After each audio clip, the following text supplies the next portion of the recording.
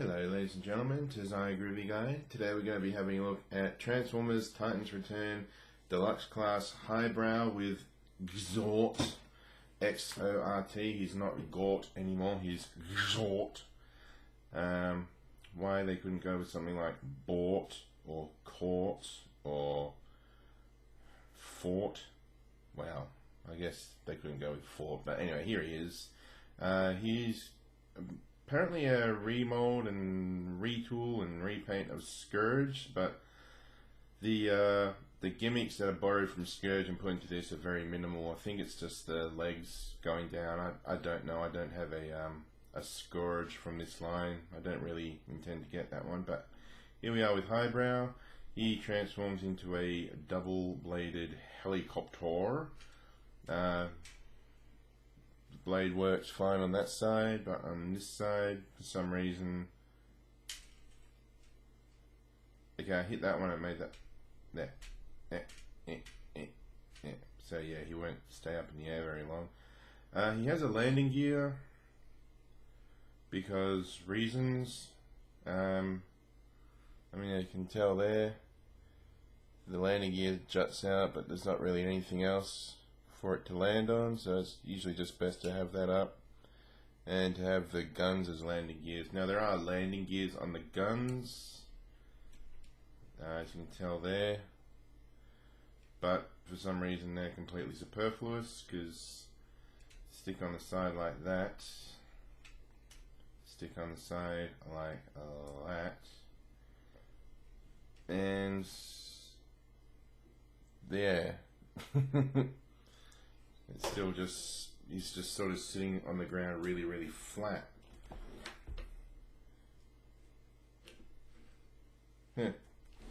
Anyway, and the weird thing is, Xort is one of the few Titan Masters I've seen so far that comes with paint.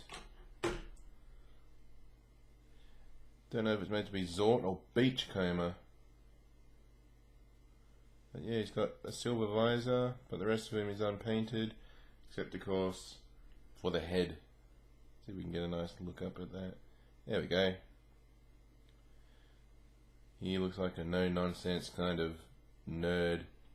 Anyway, so there's the vehicle, there's the head. There's Highbrow with Xort, or, you know me, Highbrow Transdector. Let's have a quick break, get back to his robot mode. Okay, and we're back with 95% of the robot mode. As always, here is Xort. There's Highbrow. Now, this guy really has a messed up head mode. Look how far out the neck prongs stick. And sit him in, and he's very, very loose. He's got a nice little head banging feature.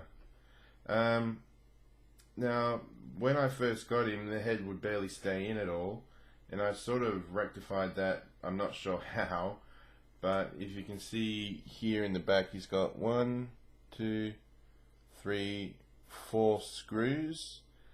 I simply popped the screws out and I did some diddling with the head port. I think I pushed that in a bit, tightened the screws a bit, and I ended up with, the head is still loose, but I can at least turn the head from side to side without it just popping out of its own free will.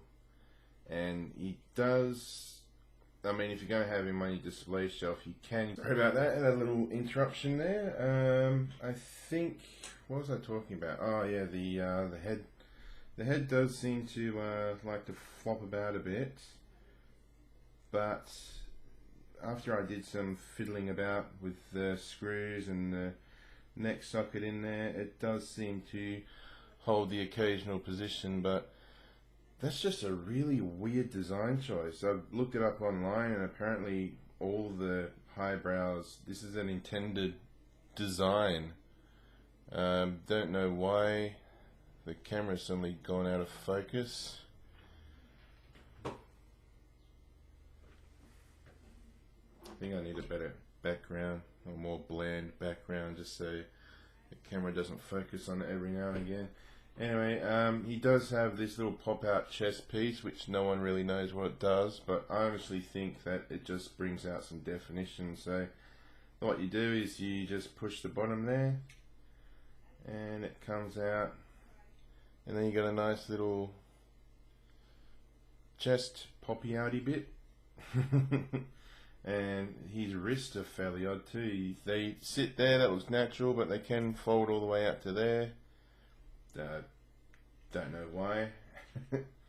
So let's give him some guns to hang on to. Give him another gun to hang on to. And yeah, he's got plenty of posability, as you would expect with toilets coming out these days. It's got legs, hips. He doesn't have a waist swivel, but that's down to the transformation. You can get him to hold his arms like that, and yes, he can also achieve the Groove the Guy pose of awesomeness, which is just, well, maybe he can't with the wings like that. Oh no, there you go. Hand on the hip, gun in the face. Anyway, let's get him back to a generic bland man kind of stand. Come on. Go there, go there, go there, go there. There we go. There he is. This guy really does need some sort of a neck brace or something.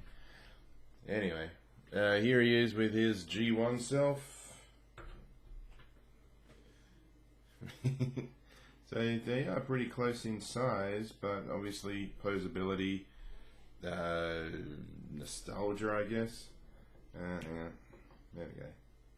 So yeah, these latest, or these retoolings, reimaginings of the G1s are much more screen accurate. They have much more posability, and they do have quite a lot more playability. Plus, with the price tag, I think G1's a bit out of range for some people these days, myself included. Here he is with Mind Wipe.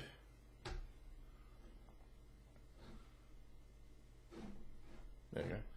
And of course, here he is with Gowie Babes.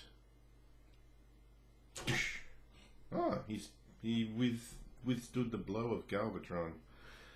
So there we go. I think next up we're going to be having a look at Wolfwire with Monkso.